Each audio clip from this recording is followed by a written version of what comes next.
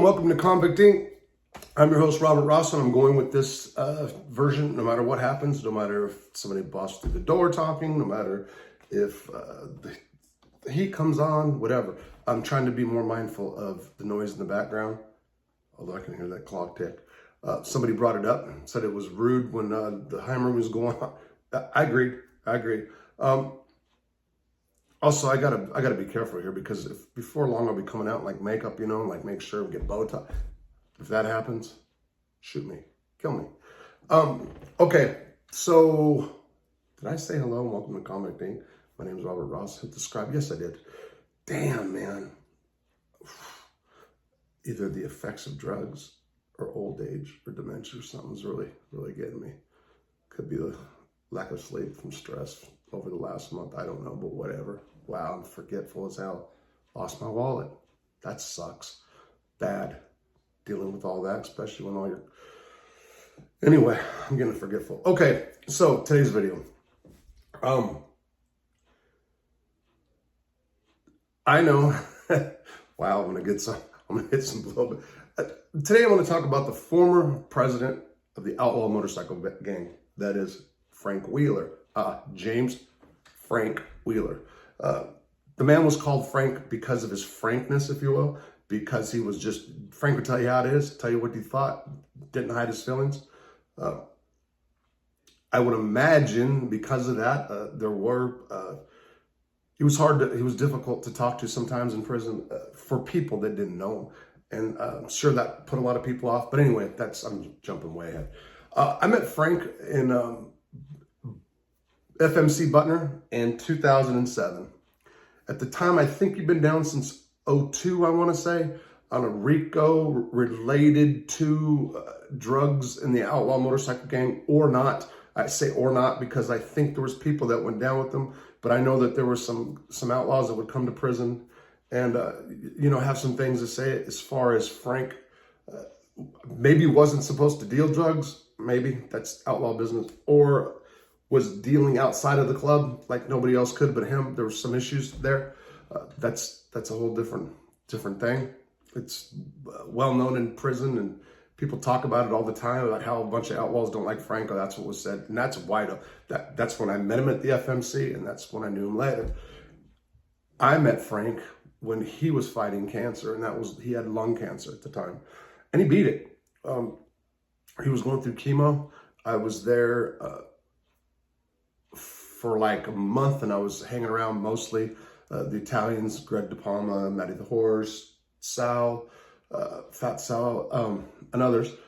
And Frank lived on the same floor, and I talked to him, once a day. Originally, he found out that I just came from Lewisburg, and I was a dirty white boy, this and that, and he knew the story about a brother of mine named No Nose Rick, who got into a fight with one of his bros, and they had probably the best prison fight ever. And at the end of the fight, my guy, they went to shake hands, knocked dude out. It was a punk move, but that's what happened on my guy's part, for real. So we talked about that at first, and a bunch of other things, but I spoke to Frank at least once a day. Again, I got along with him real good. He didn't talk to a whole bunch of people, and because a lot of people didn't like to talk to him because he was so frank, because he was, he can be difficult to talk to. When I showed up at FCI Lewisburg in 2012, Frank was among one of the people that were there that I knew. I knew quite a few guys, actually, because I'd been down for so long at the time. But, Frank made sure I had some things, meaning a little care package for my property got there, as did some other guys. But so that's I say that because that's my relationship with him. I knew him pretty well. Over the time, Frank lived in G Block, which is the old man's dorm, also known as maybe the best kept secret. That's what a lot of those guys up there love to say. However, if you can tolerate mold and stuff like that, I guess it's the best kept secret. But then again, the rest of the prison is filled with rodents, rats, ones with tails and ones without, and cockroaches. 100 roaches a day, no problem, in your cell. That's FCI Lewisburg. FCI Terre Haute, I'm sorry. But anyway, so Frank worked at Unicor. He really was a Unicor guy. I mean, Unicor proud, was working out there every day, all the time, for a long time. That's how he did his time. Guys do their times in a different way. You got the guys that work out. You got the guys that get dope, do dope. You got dopers that work out too. Sports or music or whatever. Basketball every night at the gym. Go to the gym every night. Frank did not. He liked to cook some. He went out on the side. I went outside in the summer, wintertime. He'd hibernate like a lot of guys. But in the summer, especially, we would see, kick back and talk and stuff like that. There was a guy named Dax that showed up, and I believe this was around 2014 or 15. Dax, long hair guy, claimed at first that he was an outlaw. Now, Frank wasn't the type of guy that take photos with everybody.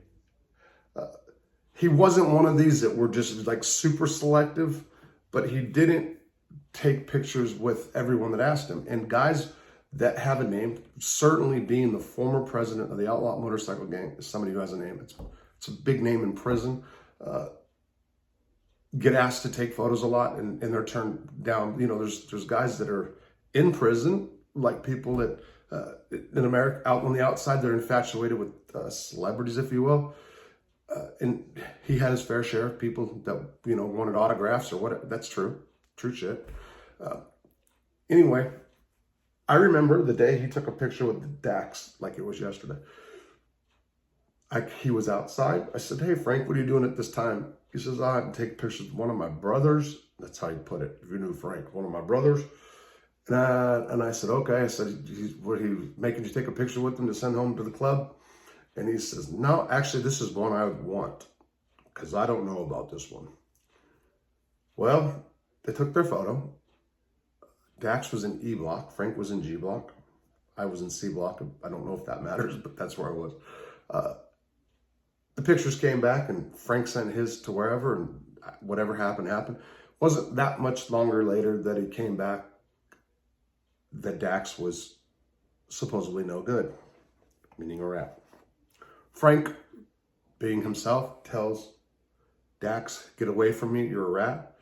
And it was in the Chow Hall, I believe, that during the noon meal or during short line for dinner. Short line is early chow for workers. That Dax, who was a kitchen worker, came up to Frank in the Chow Hall, smacked the table and said, "Fuck you and all your brothers. They're all a bunch of rats." This is what this guy was saying. And that's right. I said that, and I'm going to tell you something. Don't let your bitch ass stay in there. Don't let your bitch ass come in this Chow game, you bitch. Now, Frank was in his 60s at the time. Not the best of health. Some might be wondering why others didn't maybe jump in. Okay. So, I would not call FCI Terre Haute political at that time. Not a very political yard. I believe, if memory serves me correct, that two former co-defendants, Dan and Jeff, ran the yard, and they didn't run it with an iron fist, and that was fine because it wasn't a political yard like that. If so, I would assume if Frank comes back, somebody with the status of Frank Wheeler would have come back and said, "This dude's a rat." Now, he didn't produce any paperwork, and in prison, that's not a good thing. When you call somebody a rat and don't produce paperwork, okay? He did not. But people would have went on Frank's word in a political yard. So there was guys that were close to Frank that liked Frank because they just liked him or because of his status as an outlaw, whatever the deal. But he had guys, younger guys, tough guys that would have went and smashed dude out just on Frank's word. They were approached, and Frank said, "No, leave it alone. Stand down. Basically, leave it alone." Now, let me say this. Frank Wheeler was in prison and he was a model inmate. That doesn't, so it doesn't mean a bad thing necessarily. If you're a convict, that's not a good thing to be a model inmate. So there were people that would come to prison and be disappointed in that. They want their former outlaw biker celebrity, former president guy to be, somebody that's like, rah, fuck them, like you see on the movies about bikers or something. That's what, to see him, to come to prison and see him, tuck his shirt in and walk where he was supposed to walk and not go outside bothered some. That's absolutely true. Again, just different strokes for different folks. Frank didn't show back up in the Chow Hall for about a year. Never stepped foot back in the Chow Hall. Now, he did get money from the street. He was able to feed himself fine, probably even better than if you go to the Chow Hall. So if you have money in prison, you buy stuff from the kitchen workers that comes from the kitchen, raw meat, although that can be serious disciplinary if you have it, whatever. You can buy the best and if you got money. That's just how prison's like out here. So there were different bikers, outlaw bikers, members of the Outlaws is what I'm trying to say, that came through prison. Most didn't stay very long, short sentences or whatever. I know a couple that were disappointed with Frank. I know some that liked him. There were two guys that showed up in, let's just say, 2018. One was Mad and one was Madman. Randy Yeager's Mad, by the way. Friend of mine, for real, Randy Yeager. Yeah, and I'm going to tell you, I hesitated even doing this video because of him. Although, in his heart, I knew he wouldn't have cared. I'm just putting it out there. Matter of fact, real quick, I'm going to end up doing a piece about Mad at some point. He's got a hell of a story. There was a book written. Now, Mad and Madman are there. Madman is in G Block where Frank's at, but I think they were on the same floor, second floor. Mad is in the block I live in. He was in G Block for a short period of time, but he was given dye. He went out for some back procedure, given dye, and never recovered. Had messed him up. He's in a wheelchair to this day over it. That's a whole different issue.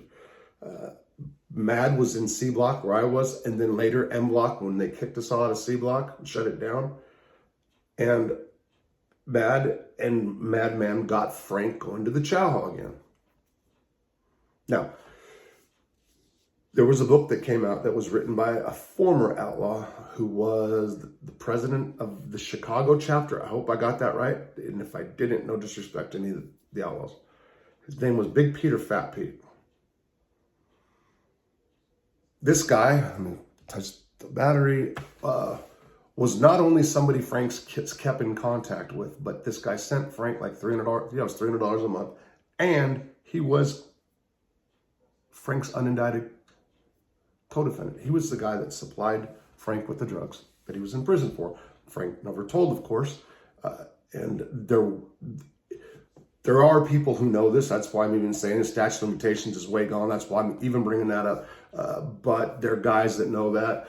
It's not like some secret he told me by myself. There was quite a few people that knew when the book came out by this guy, Pete, that was in fact Frank's connect once upon a time. So that's not putting something out there that, anyway,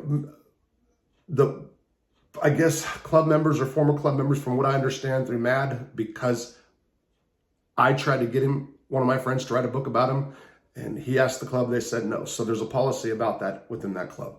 So by Big Pete doing this, he ostracized himself from the club, if not worse. You know what I mean? So who knows?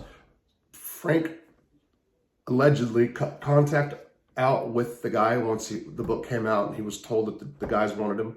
But at the same time, that Mad and Madman come to find out that I believe that he did not or they didn't. They got into it with him for some other reasons. And the reason I just stumbled all over that is because as I was saying that, I was remembering other issues that they were mad at Frank for. Whatever the deal was, the guys didn't talk. They wanted nothing. Mad and Madman wanted nothing to do with Frank.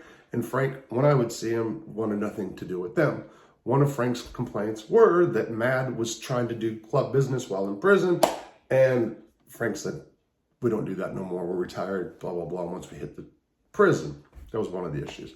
And again, to all you outlaws out there, talking about members, this was well known in prison. This is talked about within the prison system. So that's more setting it straight than anything else. That's what happened. Now, the last, right when COVID hit, it was April of 20, I believe, they locked the federal prisons down. And still to this day, it's on some crazy ass schedule. Well, at the second, it's locked down for murders, but really it's because you're short staffed. By the way, that's like side note. But they started letting us out more after a couple months. That's towards the summer. And we got to go outside. It's just so happened, for whatever reason, Frank was outside. When I went outside some of those times, and also right before COVID hit. So Frank didn't work Unicorn no more. I forgot what month he quit Unicorn, but he stopped working Unicorn and started going outside at night. Now, really the reason he chose night mostly because Mad and Madman went out in the daytime and Frank liked to go out at night. He'd like to separate himself from them. There was a day when I was out there, the last time I saw Frank, and there was some of us at the table and we were talking. And Frank, who was in his 70s at that time, not good health, was talking about gangs, prison gangs, clubs, all of it. Just it was brought up about RICO indictments and this and one of my friends, and I was going to ask him to if he wanted to come on and talk about it because this guy's close with Frank. I think he will at one point if he wanted to, but for other reasons, I decided not to do that. Have him on or ask him to come on. Ask him, would you do it over again? If you had the chance today, would you go out, become an outlaw, be president, blah, blah, blah, however your life worked out? And he said, I'm just glad I'm old and about dead. That's what people at the table did, laugh just like that. Oh yeah, it's like that. You feel like that, and he just shook his head. It's not what it was supposed to be. It's not what it used to be. It's not what it's supposed to be. And I'm glad. Those were the last thing Frank Wheeler said about the Outlaws. Now, I know that Mad would disagree, and he's cut from a different cloth than Frank. Like I said, Frank was a model inmate. Mad, not, but he's not. He's a very smart guy, good guy, Randy, good guy. Frank Wheeler died at FCI Terra. I think in the paper, I just read it was complications of old age, or it was early 70s, or 72 to 74. The truth is that COVID had just spread in that block and Frank had left. And also true, we had a warden that believed in herd immunity. They did separate guys at first for the COVID stuff, meaning if you tested positive, they take you out of the unit, they put you in the hole. But then they had a COVID block, as a matter of fact. It got to be too much because they had guys coming in. It got to be a big clusterfuck, and our warden Lammer just said, "Fuck that." If they got it, just tell the other ones to stay away from him, pretty much. And Frank died during that little outbreak. So was it COVID? Was it intentional? Or was it just old age? Let